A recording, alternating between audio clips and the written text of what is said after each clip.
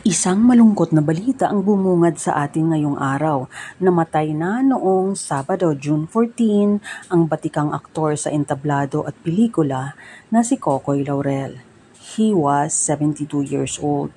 Parang kailan lang ay nagkaroon tayo ng exclusive interview kay Kokoy sa loob ng Santuario de San Antonio Church sa Makati, kung saan nagkaroon ng inurnment ng kanyang kapatid na si Susie Laurel noon na pumanaw noong April 19.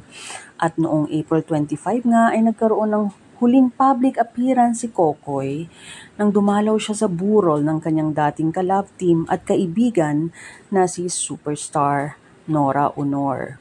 Hindi pa ina-announce kung ano ang cause of death ni Kokoy, pero matagal na siyang may iniindang hip injury na kanyang natamo noong nagkaroon siya ng aksidente habang ginagawa ang Miss Saigon. Isa ito sa mga humadlang sa kanyang pagganap sa entablado sa mga huling taon ng kanyang buhay. I was praying so hard that she'd be okay because I was worried because I could feel that she was feeling the gratitude every moment that she was accepting this huge honor, for her.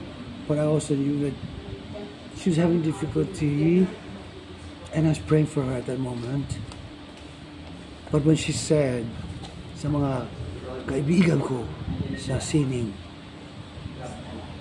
kayo ang aking himala. When she said that, I was so touched. And you are one of them, of the miracles she was saying. How can you deny it, even that my life has been so dramatically different after that? Okay. Diba? All right. Si Kokoy Laurel ang panganay sa 8 anak ni dating Vice President Salvador Laurel at theater actress Celia Diaz.